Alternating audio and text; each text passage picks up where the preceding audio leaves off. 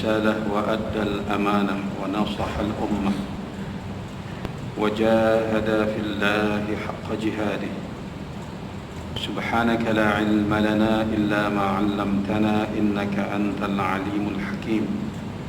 رب اشرح لي صدري ويسر لي أمري واحلل عقدة من لساني يفقهوا قولي. اللهم زدنا علما وارزقنا فهما. السلام عليكم ورحمة الله وبركاته. Para jamaah yang dirahmati Allah Subhanahu wa taala, alhamdulillah, syukur kerana pada malam ini dapat lagi menyambung pelajaran tafsir Al-Quran. Alhamdulillah, kita masih lagi dalam surah An-Nasr, yakni kemenangan ataupun pertolongan. InsyaAllah kita baca sama-sama dulu. A'udzu billahi minasy syaithanir rajim. Bismillahirrahmanirrahim.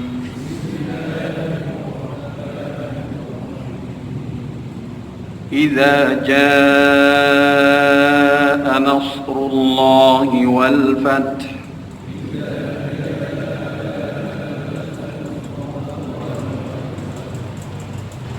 ورأيت الناس يدخلون في دين الله أفواجا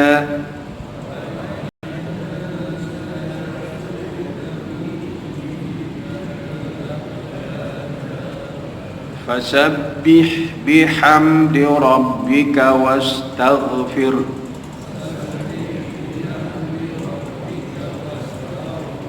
إنه كان توابا.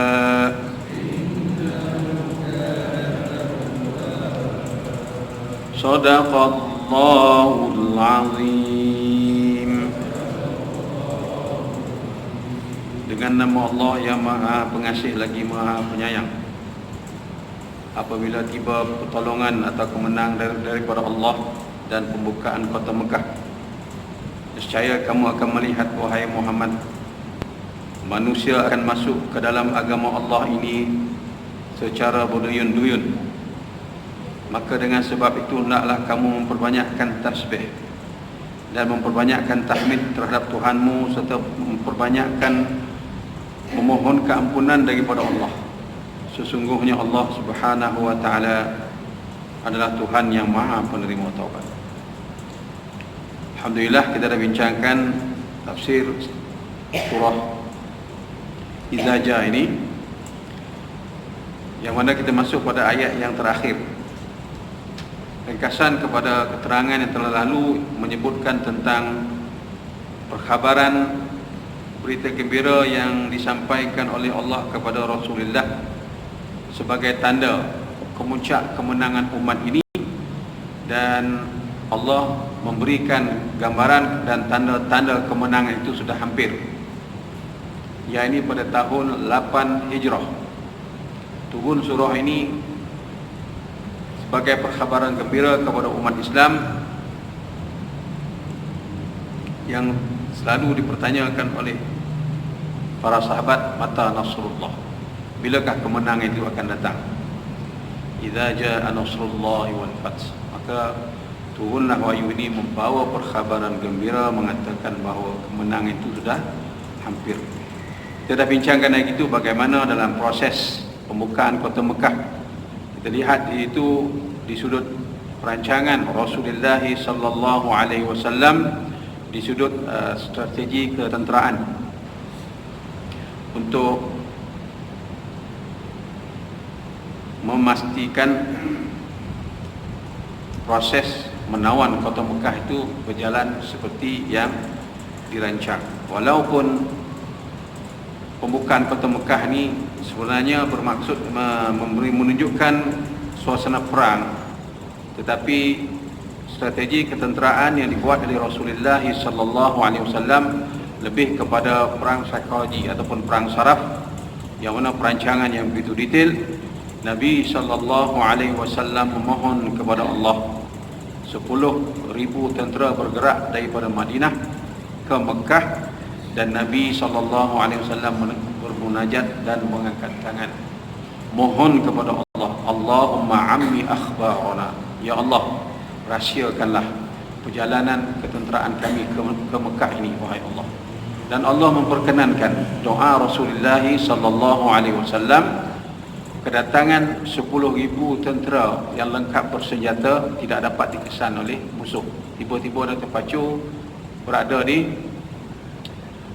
Bukit Safa. Itulah rancangan Rasulullah SAW.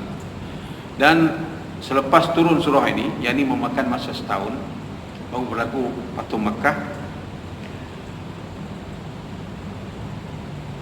Kita diberitahu dalam sirah bagaimana Rasulullah SAW turun saja surah ini.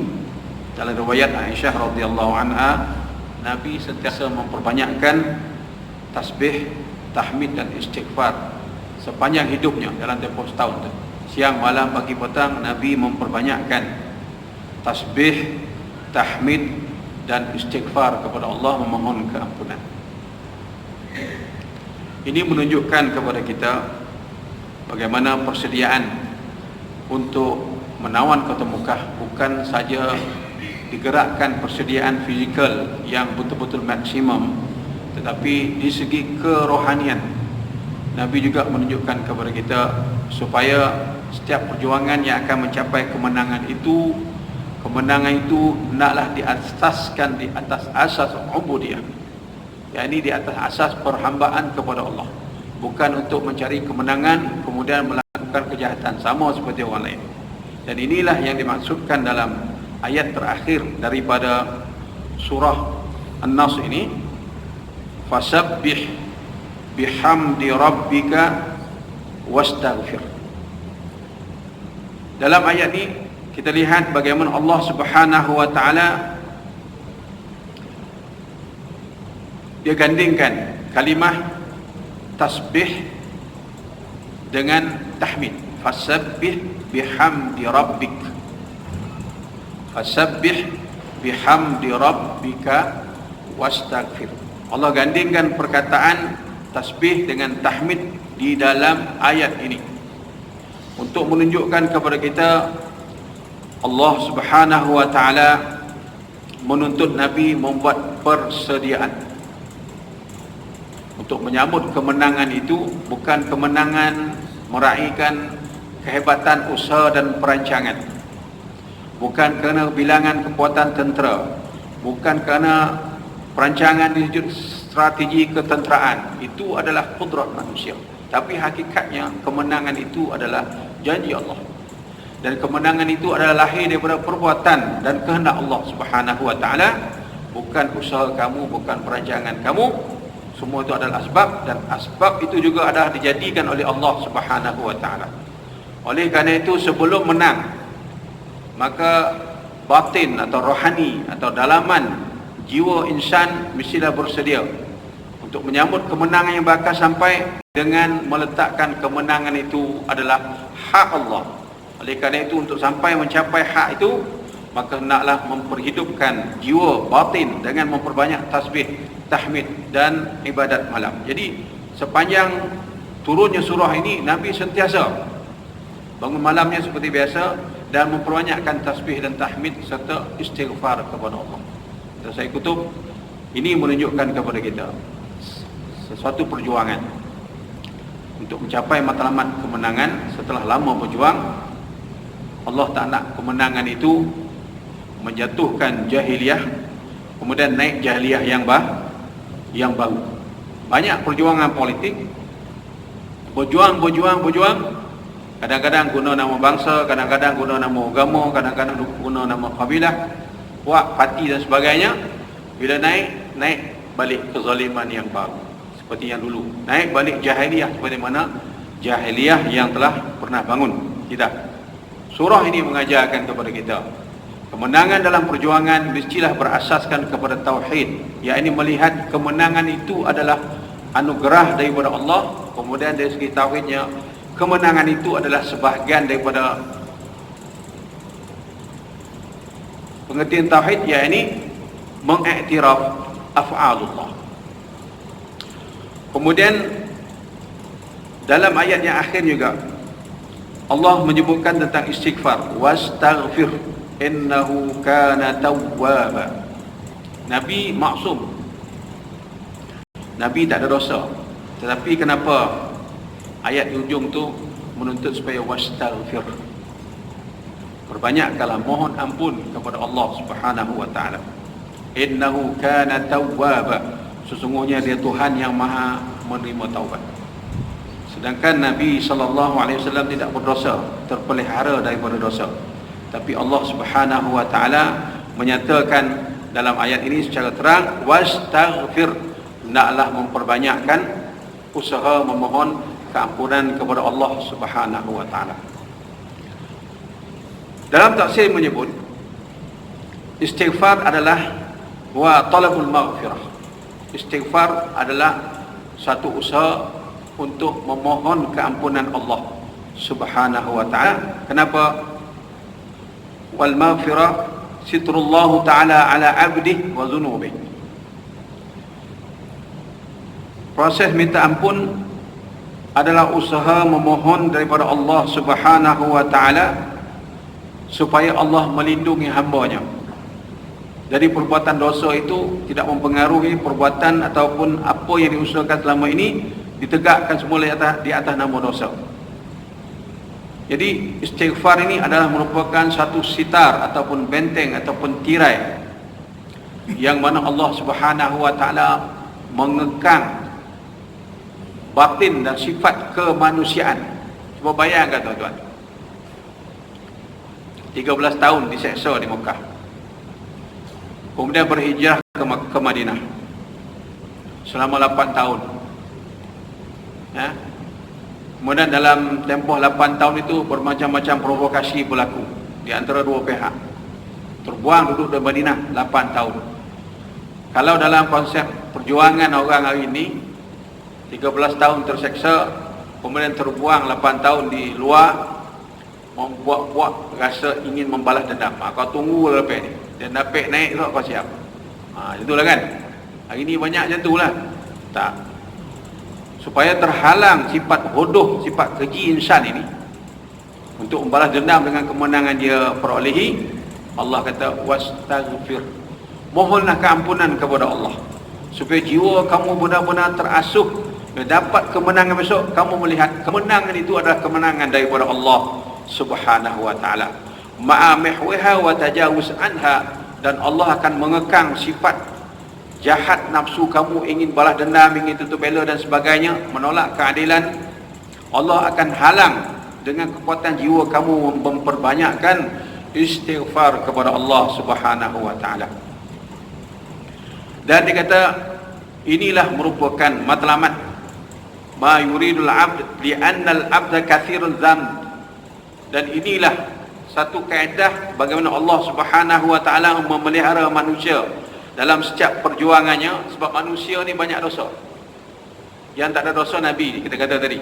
Manusia ni banyak dosa. Macam mana pun dia baik, tetapi sekiranya hubungan dan pergantungan dengan Allah tidak kuat, dengan sifat dia seorang manusia yang memiliki dosa dan banyak buat dosa, sudah pasti satu ketika nanti bila dia memiliki sesuatu yang bersifat kuasa dan sebagainya, sifat jahat yang lahir daripada dosa itu akan lahir.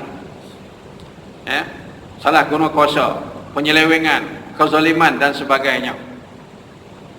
Jadi oleh kerana itu, jiwa yang akan menyambut kemenangan ini diperintahkan oleh Allah supaya Nabi dan para sahabat memperbanyakkan istighfar. Dan inilah peranan istighfar sebagai benteng yang mengawal sifat rakus manusia apabila dia mendapat kemenangan nanti satu hari, di mana Allah akan izinkan kemenangan itu berada di pihak mereka. Kemudian proses minta ampun itu akan diperkenankan keampunan oleh Allah Subhanahu wa taala, dan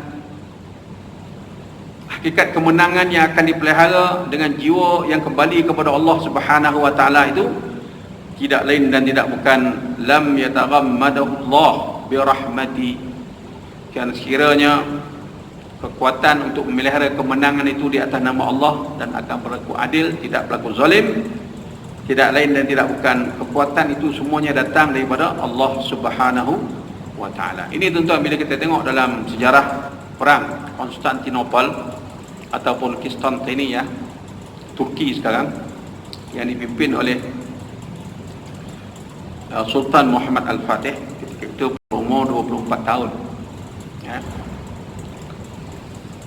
Bila kota Konstantinopel jatuh saja di tangan tentera Islam, Muhammad Al-Fatih menghadap kiblat, sujud kepada Allah Subhanahu wa taala. Dia sujud. Ini maksud dia, tuan-tuan. Ini bukan zaman Rasulullah. Muhammad Al-Fatih zaman penghujung dah, 1800 lebih. Sujud kepada Allah Subhanahu wa taala. Kemudian cuba bayangkan, tuan-tuan, kota Konstantinopel ni adalah pusat pemerintahan Kristian Ortodok di Eropah ketika itu. Pusat pemerintahan Kristian Ortodok. Jatuh saja Konstantinopel, dia sujud, kemudian dia memerintahkan jangan ganggu pendeta-pendeta atau padri-padri yang duduk diam dalam biara ataupun kanisah dalam gereja-gereja mereka. Biarkan. Dan diberi jaminan tidak akan diganggu. Kemudian jangan sakiti kanak-kanak, wanita dan orang tua. Kemudian Khalifah kata, Muhammad Al-Fatih kata, gereja bebas menjalankan aktiviti keagamaan mereka seperti mana biasa. Masa tu baru masuk, tuan-tuan, baru perang Konstantinopel. Dia isyaratkan ani mabda' ataupun prinsip keadilan, rahmat yang dibawa oleh Islam. Perang bukan merupakan matlamat untuk menghalalkan apa juga cara selepas menang. Tak. Perang adalah untuk mengancam musuh, dan sekiranya benar-benar berhajat kepada perang, baru gunakan senjata, dan selesai perang maka letak senjata. Laksanakan apa yang dituntut oleh Allah dalam pemerintahan. Dan ini yang berlaku di Turki, yakni di Konstantinopel, yang pernah disebut oleh hadis Nabi sallallahu alaihi wasallam, la tuftahanna al-Qistantiniyyah. Nabi dah sebut Konstantinopel satu ketika nanti akan ditawan semula. Khairul amir amiruha. Sebaik-baik pemerintah yang memerintah tentera menawan Konstantinopel, itulah pemerintah yang terbaik kalangan umatku. Wa khairul jaysh tilkal juyush. Dan tentera umat yang terbaik ialah tentera tersebut yang berjaya menawan kota Konstantinopel. Cuba bayangkan, tuan-tuan, hadis ni Nabi sebut lama. Selepas Nabi wafat, diusahakan oleh beberapa orang sahabat, tak berjaya untuk menawan Konstantinopel. Akhirnya berjaya ditawan oleh Muhammad Al-Fatih. Jadi itu menunjukkan bagaimana rahmatnya peperangan dalam Islam. Peperangan ni bukan tujuan untuk membalas dendam, tetapi untuk melaksanakan syariat Allah di atas muka bumi. Jadi kemenangan itu sendiri adalah daripada Allah, daripada rahmat Allah Subhanahu wa taala, dan keadilan yang lahir di mana-mana bumi selepas peperangan itu adalah merupakan rahmat daripada Allah Subhanahu wa taala. Jadi kita nak dalam kehidupan kita ni, apa juga bentuk kejayaan yang kita genggam, kita jangan lupa bahawa kejayaan itu adalah daripada Allah, daripada rahmat Allah, supaya kita tidak sombong dan tidak angkuh dengan kemenangan, kekayaan ataupun seumpamanya yang kita miliki. Hadis Nabi sallallahu alaihi wasallam menyebut, la yadkhula ahada minkum al-jannah bi amalih. Qalu wala anta ya Rasulullah? Qala wala ana illa an yataghammadani Allah bi rahmatih. Nabi sebut, sekali-kali kamu tidak akan dapat masuk dengan syurga. Lan ni bila masuk pada fa'il mudhari' ataupun present tense, lan ni maksudnya selama-lamanya. Tiap-tiap orang tidak akan dapat berjaya memasuki syurga dengan sebab amalan mereka. Jelas, tuan-tuan, ya. Kita masuk syurga bukan dengan sebab amal yang kita buat. Katalah tiap-tiap malam kita bangun qiyamul lail. Tiap-tiap hari kita baca Quran 1 juzuk. Tiap-tiap hari kita tahlil la ilaha illallah, la ilaha illallah 1000 kali. Kita selawat satu hari 1000 kali. Tasbih, tahmid dan sebagainya. Hari-hari. Kemudian sembahyang isyraq, sembahyang duha dan berbagai-bagai lagi ibadat, dakwah fi sabilillah, amar ma'ruf nahi munkar, kan amal tu. Nabi sallallahu alaihi wasallam mengingatkan kita, la yadkhulu alakumul jannah. Kamu tidak akan masuk, tak akan dapat memasuki syurga yang dijanjikan oleh Allah kerana amal kamu. Tuan-tuan kena ingat ya. Kita kena faham, bila kita beramal, banyak mana pun kita beramal, kita kena syarahkan kepada Allah, pulanglah kepada Muhammad Allah, sama ada kau nak terima atau tidak amal ini, yang penting aku buat.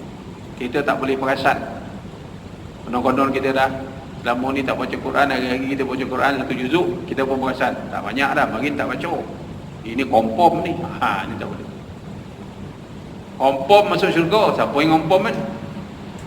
Nabi kata jangan sekali-kali kamu bersikap demikian. Apatah lagi bila kita mula baca Quran, kita mula baca Quran lepas pencet. Lain parah. Kan? Hari sebelum pencet tak baca. Dah pencet tu rasa banyak baca, kita perasan. Jangan kita nak. La yadkhula ahadam minkum al-jannah. Tidak ada seorang pun daripada kamu yang akan selamat masuk dalam syurga dengan sebab amalannya. Lalu sahabat heran tanya Nabi, qalu wala anta ya Rasulullah. Walaupun engkau wahai Rasulullah, kau tak akan masuk syurga dengan sebab amalan kau? Nabi kata na'am. Ya. Wala ana illa ay yataghammadani Allah bi rahmatih. Melainkan kata Allah Taala, kata Nabi, aku juga masuk syurga bukan dengan sebab amalanku, aku masuk syurga dengan sebab rahmat Allah. Di sini perlu tulus dan ikhlas dalam amal ibadat kita, tuan-tuan. Kita dapat perbandingan dengan itu. Kenapa bukan dengan sebab amal kita masuk syurga? Perbandingannya sangat simple, secara rasional. Umat Nabi Musa, umur dia panjang, 500 tahun, 600 tahun.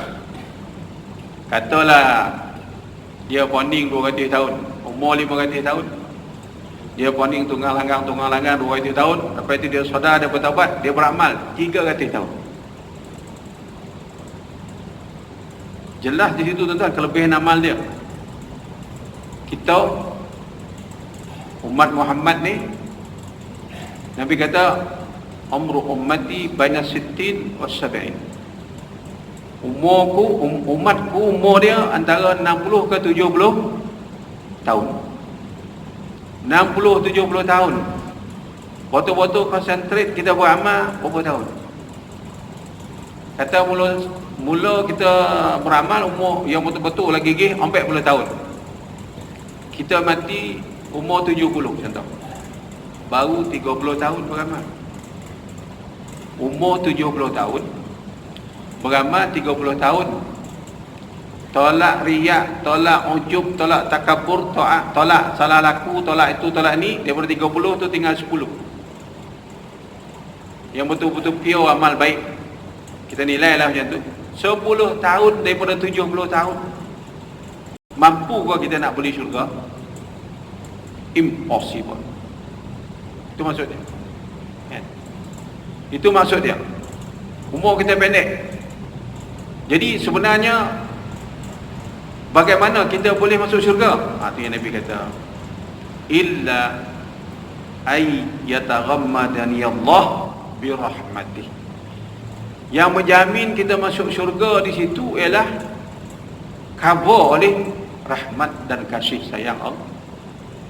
Jadi oleh kerana itu, tuan-tuan, surah ini mengingatkan kita dalam kehidupan kita ni, kita kena sentiasa ingat dan jangan lupa dan melipat gandakan usaha amal soleh kita supaya sentiasa mengingat bahawa jaminan untuk selamat ini dan khususnya nak masuk syurga hanyalah dengan rahmat daripada Allah Subhanahu wa taala. Okey. Kemudian surah ini, tuan-tuan, di segi iktibarnya Allah Subhanahu wa taala menjelaskan kepada kita, fasabbih bihamdi rabbika wastaghfir innahu kana tawwaba.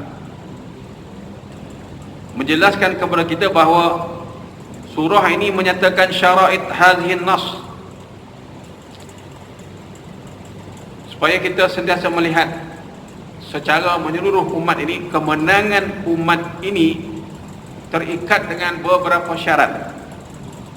Kita tidak melihat kemenangan secara individu atau kelompok ataupun kabilah ataupun parti ataupun negeri ataupun bangsa. Kita nak melihat di sini kemenangan umat ini. Dia kata syara'id hadzal nas, di sana ada syarat-syarat yang diletakkan oleh Allah untuk melihat kemenangan umat ini secara global, bukan hanya Malaysia, ya. Allah Subhanahu wa taala menyebut, wala yansurannallaha man yansuruh innallaha laqawiyyun aziz, ayat surah Al-Hajj ayat 40. Allah nescaya dan pasti akan beri kemenangan kepada siapa yang dikehendakinya.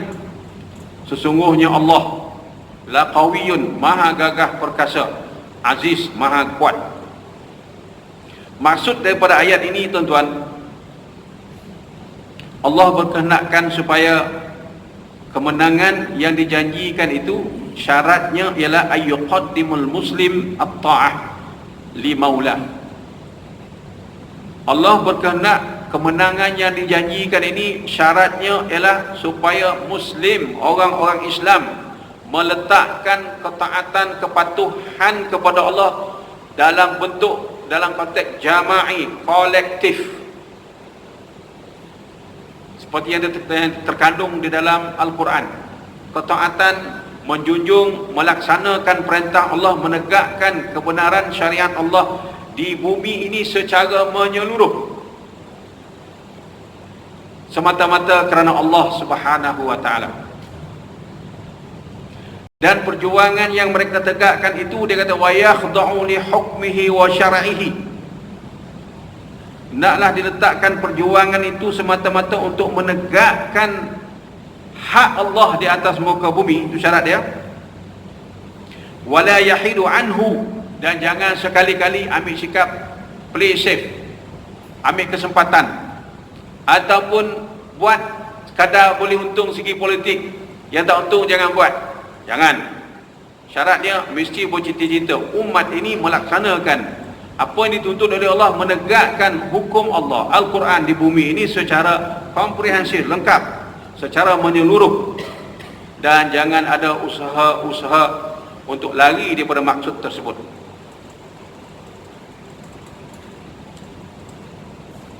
Dan kemenangan yang dicita-citakan dengan syarat tadi memberi makna bahawa al-wala wa ta'ah lillah. Apa saja asas perjuangan yang kita tegakkan mestilah di atas dasar wala, penyerahan, ketaatan, kepatuhan kepada Allah, tujuan itu. Dan apabila syarat ini lahir, yuqabiluhu minal maula, yakni al-wilayah wal riayah li abidi. Bila syarat ini lahir, maka pastilah sampai pertolongan yang dijanjikan oleh Allah, yakni al-wilayah. Wilayah ni apa, tuan-tuan? Kekuasaan. Yang kedua, riayah, penjagaan. Ada dua, tuan-tuan, dalam konteks sebuah negara. Ada dua ciri yang dijamin oleh Allah. Yang pertama ialah wilayah, kekuasaan. Kekuasaan maksudnya kekuasaan orang-orang yang beriman, menguasai bumi negara tersebut. Kemudian wari'ayah, wari'ayah minallah li'abidih, dan penjagaan Allah secara langsung kepada bumi atau negara tersebut. Ini syarat yang pertama. Kemudian Allah sebut dalam ayat 55-56 surah Maidah, innama waliyukumullahu wa rasuluhu walladzina amanu walladzina yuqimuna as-salah wa yu'tuna az-zakah wa hum raki'un wa man yatawallallaha wa rasulahu walladzina amanu fa inna hizballahi humul ghalibun innama waliyukumullah wali kamu, pelindung kamu, walak tempat kamu letakkan kepatuhan, kasih sayang, ketaatan hanya kepada Allah dalam usaha kamu menegakkan kebenaran di bumi ini, kerana Allah dan kerana Rasulnya dan orang-orang yang beriman, yakni mereka yang mendirikan solat, kemudian menunaikan zakat, wahum raki'un, mereka ini orang-orang yang sentiasa rukuk, yakni lambang kepada patuh kepada Allah, sentiasa patuh kepada perintah Allah. Sesiapa yang meletakkan Allah dan Rasulnya sebagai wali, sebagai wala, dan orang-orang yang beriman, sesungguhnya mereka inilah fa inna hizballahi humul ghalibun, dan mereka pasti akan menang. Kemudian Allah menyebut lagi, Allahu waliyyul ladzina amanu yukhrijuhum minaz zulumati ilan nur. Allah adalah wali, pelindung kepada orang-orang yang beriman, dan Allah lah yang berkuasa mutlak mengeluarkan orang-orang yang beriman ini daripada kegelapan kepada cahaya. Al-Baqarah ayat 257. Yang kedua, syarat fasabbih bihamdi rabbika wastaghfir innahu kana tawwaba. Syarat kemenangan yang kedua disebut di sini, al-muslimun 'indama takasalu 'anit ta'ah wanshaghilu bid-dunya wa tanafasu hatta tanaza'u bima bainahum. Apabila kedapatan di kalangan orang-orang Islam, ataupun ramai orang-orang Islam, ataupun kebanyakan orang Islam takasalu 'anit ta'ah, mengabaikan perintah Allah. Tuan-tuan, ini satu realiti lah. Dalam banyak tanggapan yang dibuat oleh bahagian penguasa syariah, dalam soal jawab, soal sidik itu kita biasa tanya, kau semayang tak? Tak semayang. Boleh baca Quran tak? Tak boleh baca Quran.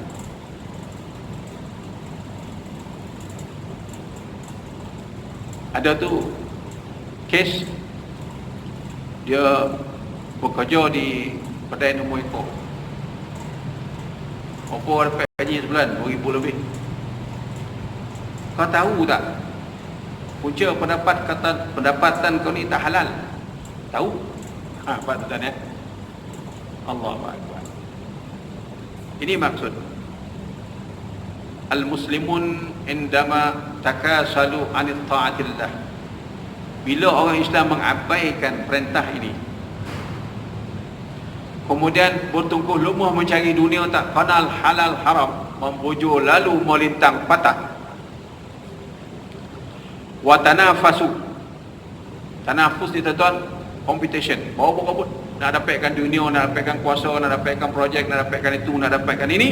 Dalam ketaatan perintah Allah tak ditolak, tapi buat dosa pula, robot pasal dunia, pasal projek, pasal duit, pasal kuasa.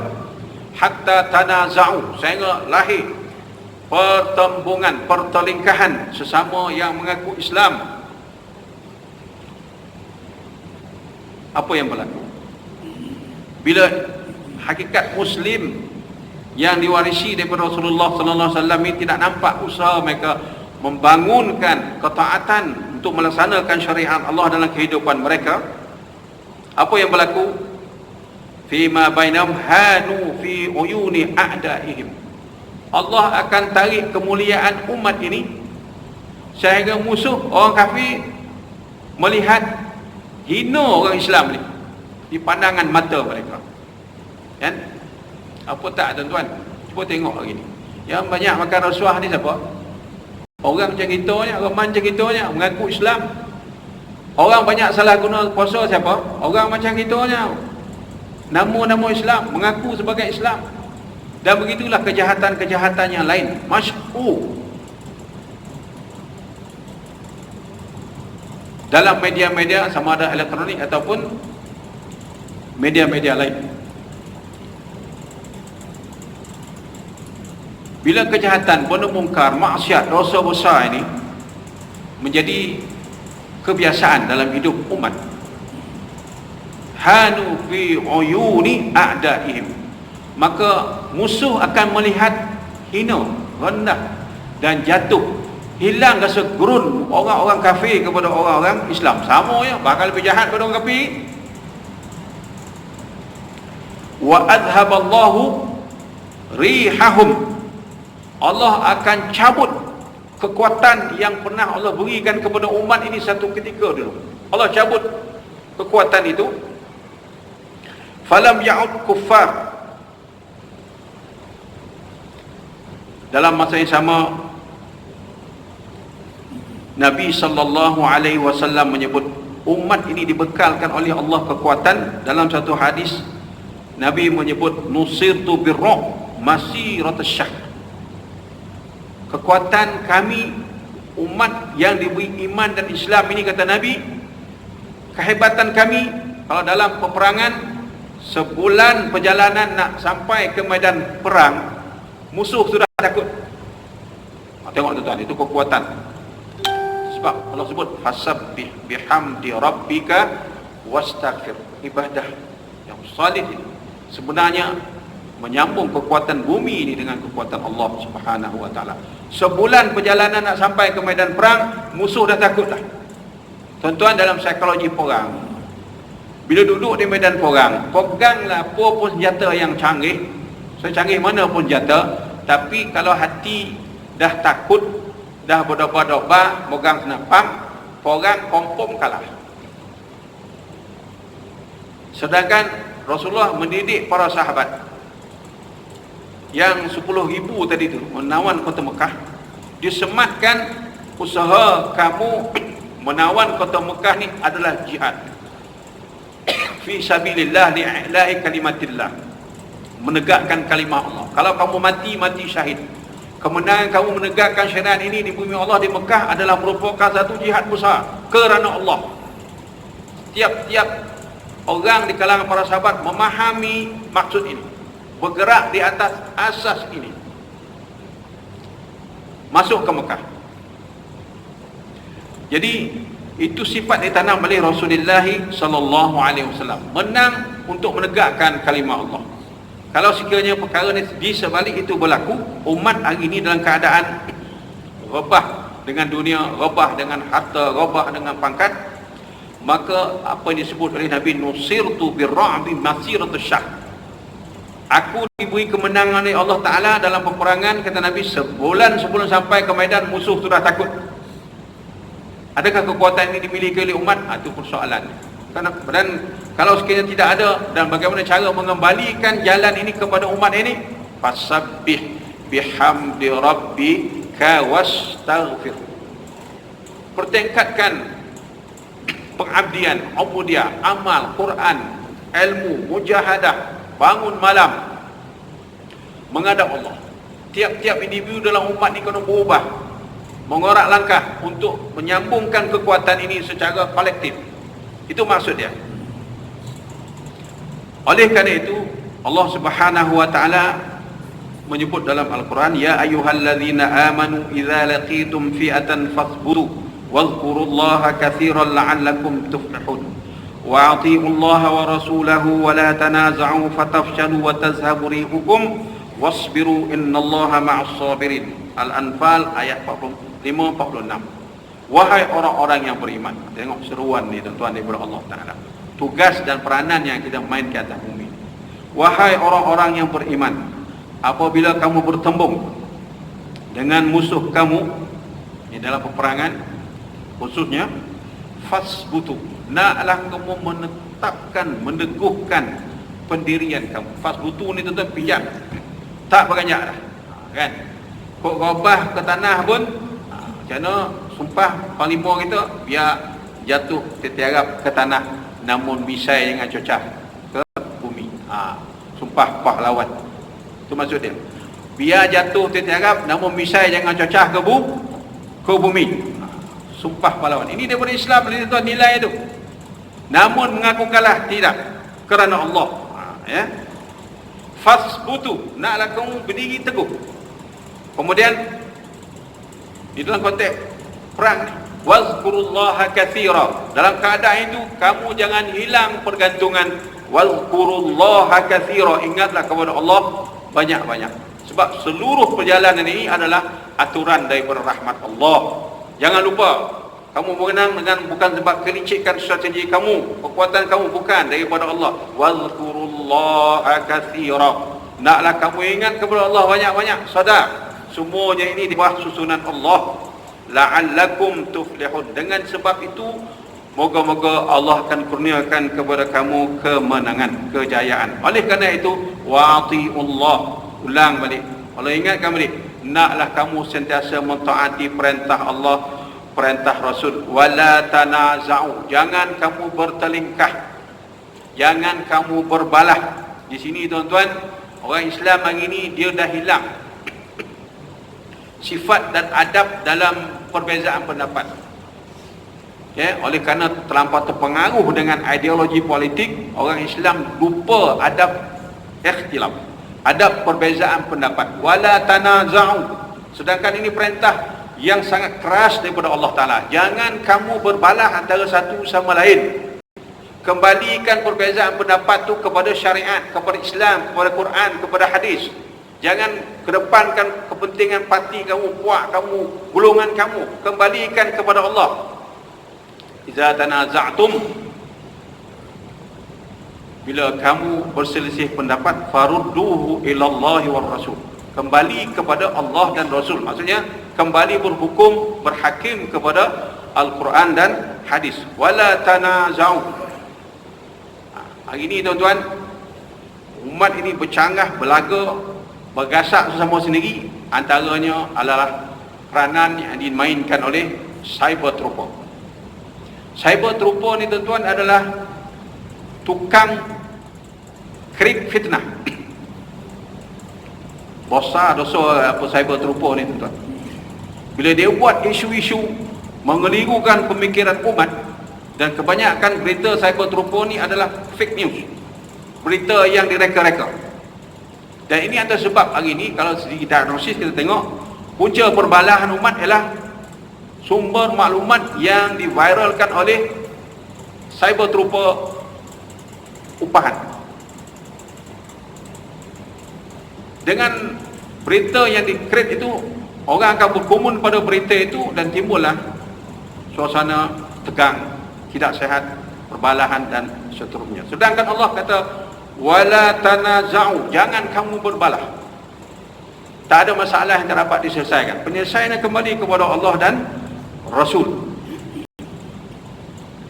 Fatafshalu wa tazhabari hukum. Kalau kamu berbalah, Allah Ta'ala kata confirm, fatafshalu, kamu akan gagal.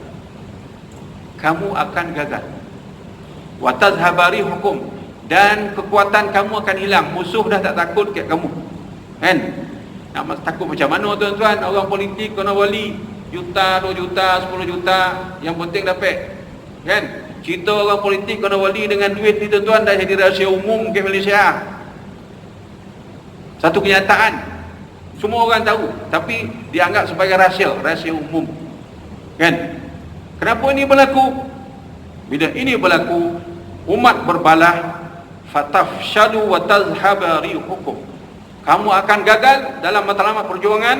Dan yang kedua, tazhabu rihukum, kekuatan kamu yang Nabi sebut sebulan perjalanan musuh dah takut, tak akan dapat, hilang begitu saja. Wa tazhabu rihukum wasbiru, dan untuk mencapai matlamat ini naklah kamu sabar, melaksanakan tugas ini bina berbelahan, jangan putus asa, nafas panjang, bangunkan balik, jangan ambil kepentingan, fikir kepentingan umat lebih utama. Maksudnya itu, wasbiru, naklah kamu bersabar untuk menjayakan matlamat ini. Innallaha ma'as sabirin, sesungguhnya Allah Subhanahu wa taala berserta dengan orang-orang yang sabar. Oleh kerana itulah Nabi SAW menyebut tentang kejayaan umat ini. Nabi sebut dalam satu hadis, wallahi fa wallahi la faqru akhsha alaikum walakin akhsha an tabsuta alaikum ad-dunya kama basatat ala man kana qablakum fatanafasuha kama tanafasuha wa tuhlikakum kama ahlakatuhum. Sadaqa Rasulullah. Demi Allah, Kata Nabi, aku tidak takut kepada miskin dan kefakiran yang menimpa kamu. Umat miskin, kata Nabi, aku tak bimbang, aku tak takut. Tetapi apa yang paling aku takuti dalam kehidupan umat ini ialah apabila dunia ini, nikmat dunia ini dilambakkan, didedahkan, umat ini mewah dengan kekayaan. Kayu. Aku bimbang umat ini terdedah pada kekayaan. Orang makin kaya, makin kaya, makin kaya. Dan dunia ini dimudahkan untuk kamu dapat, untuk kamu pegang, untuk kamu kuasai. Lahirlah bilioner, macam-macam kan. Payah bisnes besar-besar, jutawan-jutawan lahir, dan orang semakin mewah. Dan hakikat ini berlaku pada umat dahulu. Didedah dan dilambakkan kekayaan dunia ini kepada mereka. Fatanafasuha, lalu mereka saling berebut sesama mereka. Berebut maksudnya, tuan-tuan, saling bermusuhan, berbunuh-bunuhan untuk merebutkan nikmat ataupun kekayaan yang lahir sebagai satu fitnah kepada mereka. Dan fatanafasuha kama tanafasuha, seperti mana orang dahulu juga berlaku macam ni. Umat dah kaya, berebut, berbalah sama-sama sendiri. Wa tahlikukum, apa natijahnya? Kamu akan binasa. Kama ahlakatkum, seperti mana Allah binasakan umat dahulu. Contoh siapa, tuan-tuan? Harun. Tuan-tuan boleh tengok di utara Kahirah tu, tempat nama Fayum. Di Fayum ni, tuan-tuan, ada lagi istana Qarun. Ya, lebar ni lebar masjid lebih kurang besar sikit. Dia ada 4 atbaq. Dia ada 4 tingkat. 2 tingkat tu dah terbenam dalam tanah, 2 tingkat lagi di atas permukaan bumi. Dan di sekitar istana Qarun tu, tuan-tuan, khasafal ard, bandar Fir'aun yang disodot oleh Allah ke dalam bumi, tenggelam, ratus. Tinggal tercogek di tengah-tengah tu istana Qarun. Siapa Qarun, tuan-tuan? Siapa Qarun? Qarun kepakarannya ialah bukan dia ada lombong omeh.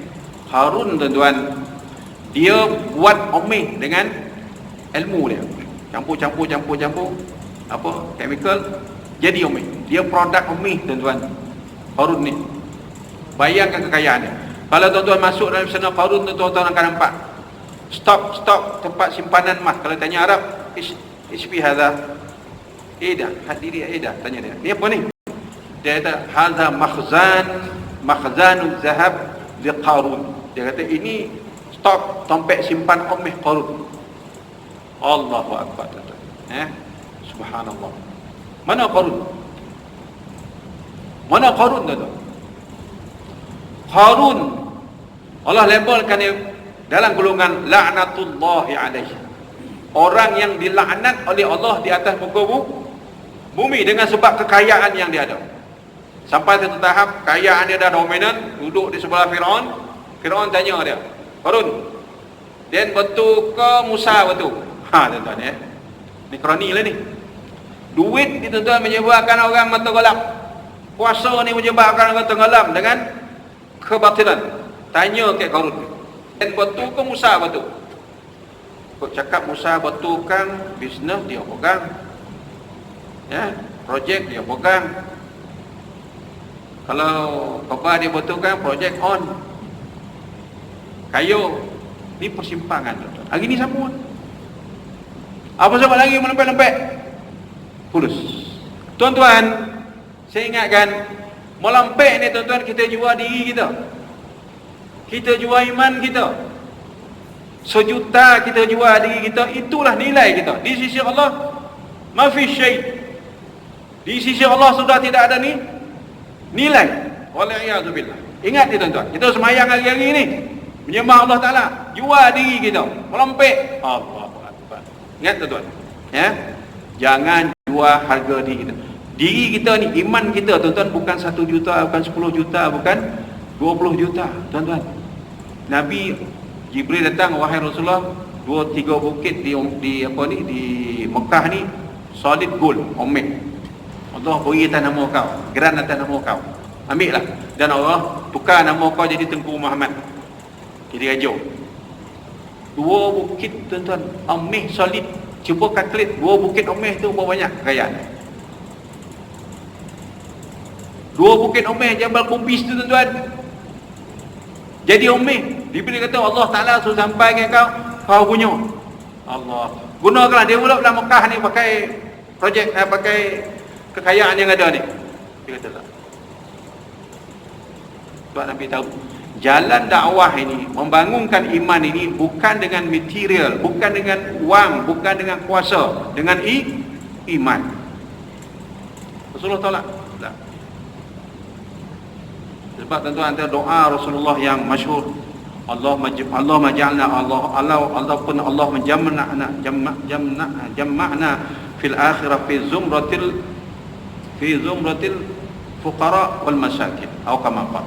Ya Allah, himpunkanlah aku di akhirat besok dengan golongan orang-orang yang fakir dan miskin. Kenapa Allah sebut, Nabi sebut, kumpulkan aku dalam golongan orang fakir dan miskin di akhirat? Orang fakir dan miskin itu tuan-tuan, susah nak makan pun payah. Hati dia sentiasa kekal bergantung kepada Allah, mengharapkan rahmat, pertolongan, rezeki yang halal. Yang kaya, hari ni nak makan apa, besok kita nak makan ke mana, lusa kita nak makan siapa, hujung. Betul ya? Besok hari lusa kita nak makan siapa? Walaiyahzubillah.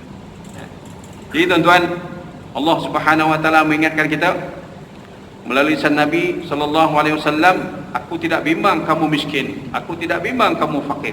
Aku bimbang bila nikmat dunia ni Allah lambakkan di hadapan kamu, kamu akan berbalah, bawa-bawa robot, berbunuh-bunuhan, menjatuhkan antara satu sama lain, dan selepas itu kesudahannya kamu akan binasa, kata Nabi.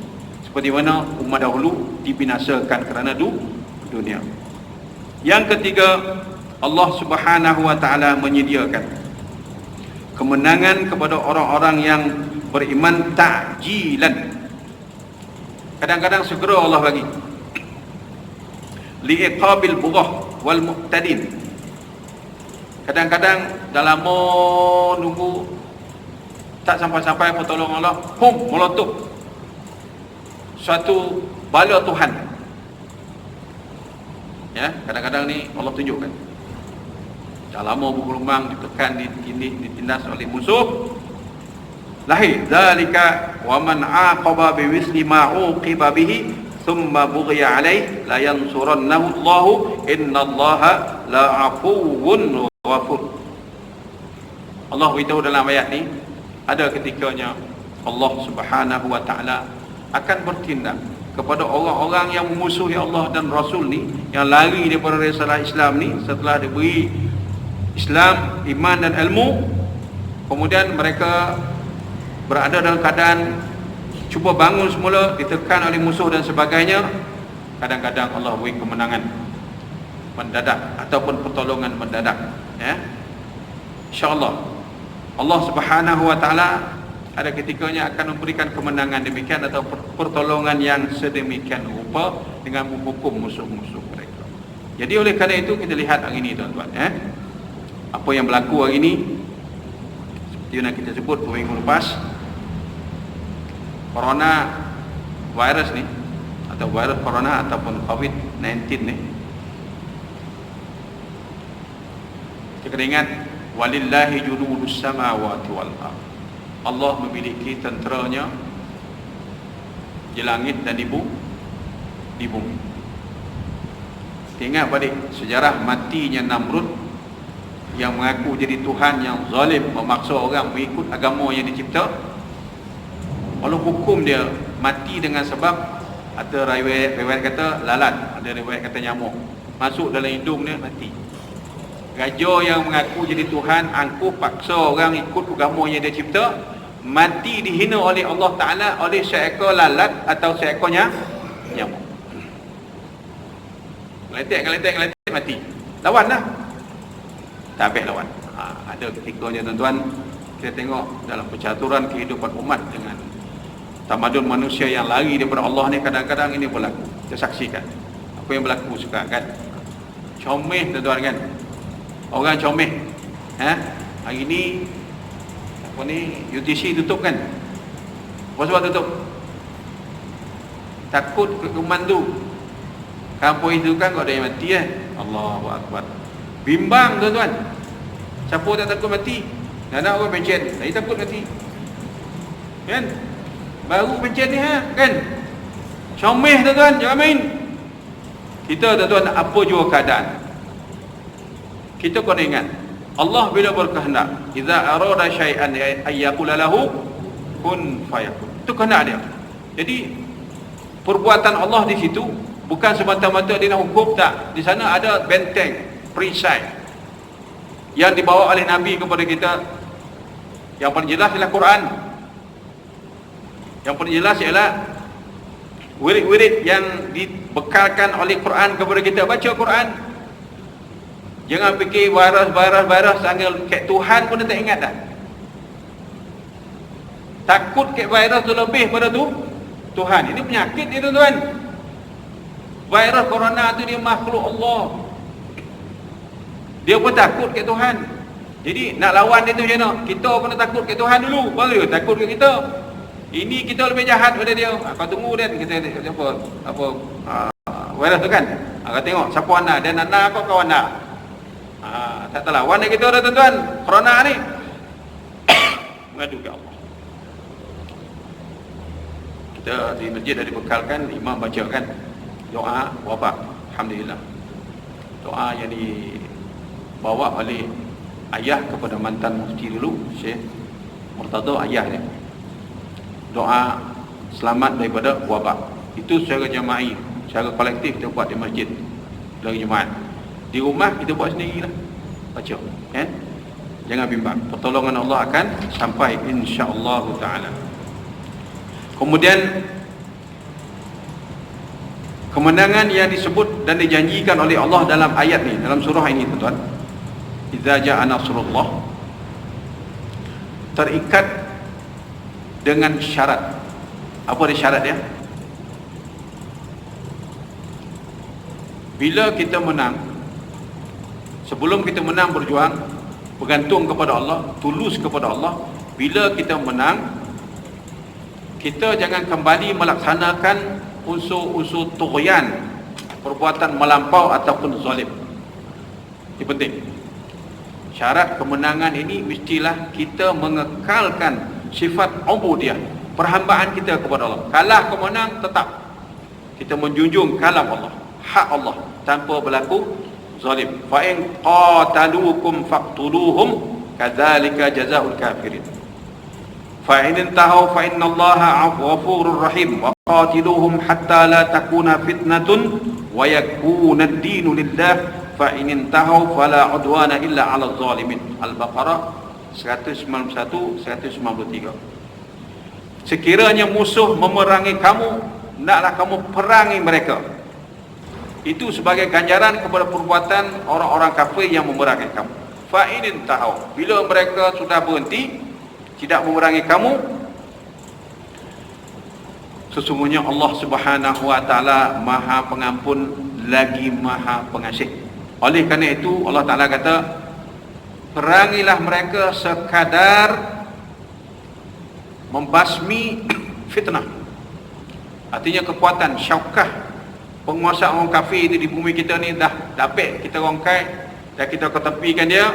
Maksudnya kita telah letakkan dia tanpa kekuatan untuk dapat memerangi kita balik. Kita dah kecilkan saiz mereka. Dalam keadaan itu artinya umat sudah tidak terdedah kepada fitnah, dan ketika itu agama memiliki kuasa dan pengaruhnya. Fa in intahu fala udwana illa 'alal zalimin. Allah beritahu pelanggaran orang-orang yang zalim terhadap had ataupun batas ini, maka Allah Subhanahu wa taala membenarkan permusuhan terhadap mereka untuk kembali dilaksanakan. Tetapi sekiranya mereka telah tetap dikalahkan dan agama ini sudah mempunyai kekuatan bertapak, maka tidak ada lagi permusuhan. Jadi oleh kerana itu ayat ini mensyaratkan kepada kita untuk mencapai kemenangan dunia dan akhirat dalam perjuangan ini, hendaklah iltizam, memelihara kita punya iltizam, komitmen kita bihaddi raddil udwan, menolak kejahatan musuh sekadar yang perlu. Sekiranya berlaku zalim, maka ketika itulah kita akan bertindak atas kadar kezaliman.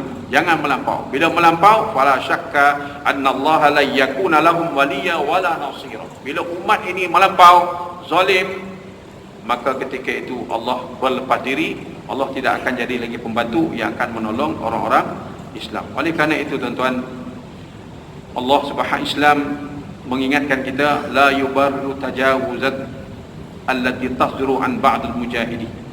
Allah Subhanahu wa taala tuan-tuan sekali-kali tidak membenarkan perbuatan sifat melampau di kalangan umat ini dalam apa juga aspek. Sebab apa? Perbuatan melampau itu kembali kepada ciri-ciri syaitan, ciri-ciri orang-orang yang kafir. Oleh kerana itu Allah Subhanahu wa taala mengingatkan kita dalam surah Anfal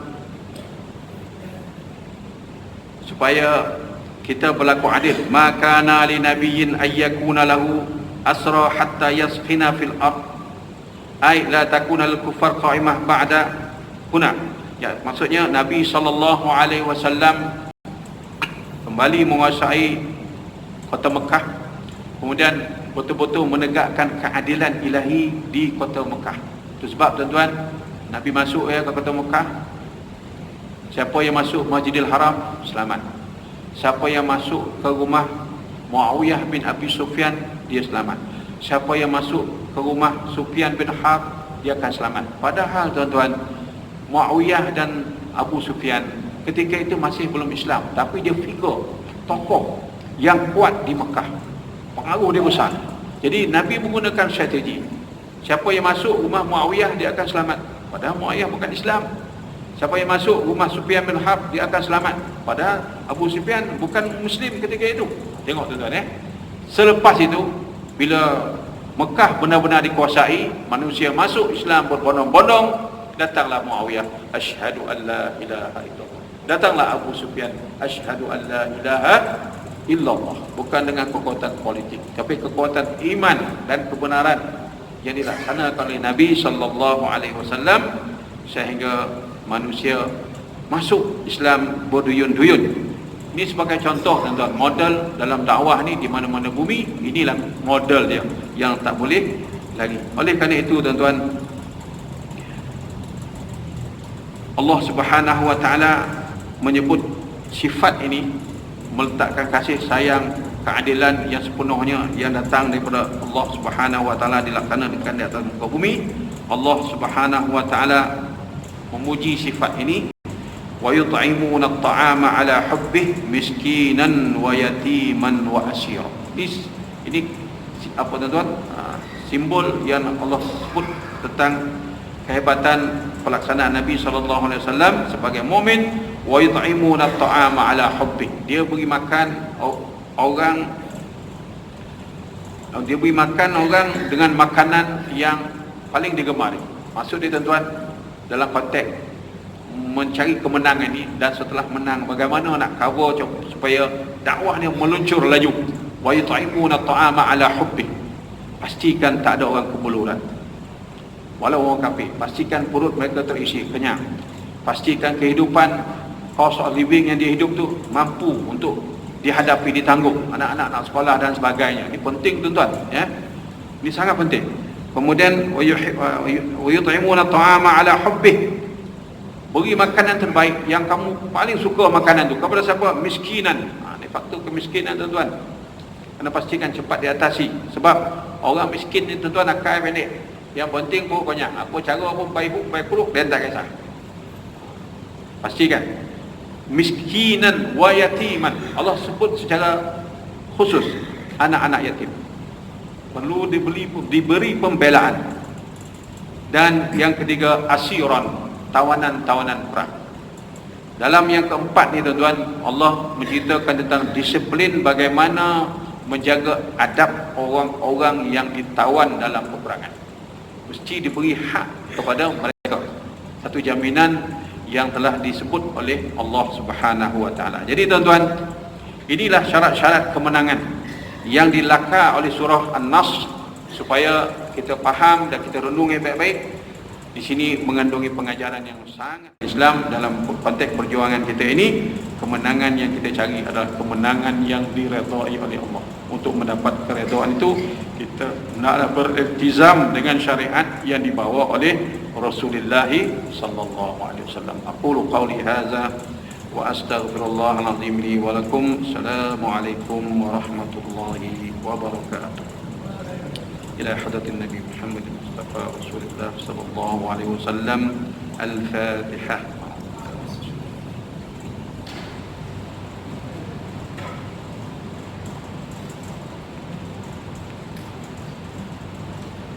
بسم الله الرحمن الرحيم. الحمد لله رب العالمين، والصلاة والسلام على رسول الله وعلى آله وصحبه أجمعين.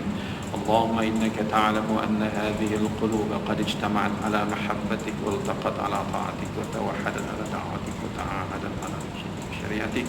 فوثق اللهم رابطتها، فوثق اللهم رابطتها، فوثق اللهم رابطتها، وأدم مدها، واهدها سبلها، واملأها بنورك الذي لا يخبو، واشرح صدورها بفيض الإيمان بك وجميل التوكل عليك، وأحيها بمعرفتك، وأعمش على الشهادة في سبيلك. إنك نعم المولى ونعم النصير. ربنا لا تزغ قلوبنا بعد إذ هديتنا، وهب لنا من لدنك رحمة إنك أنت الوهاب.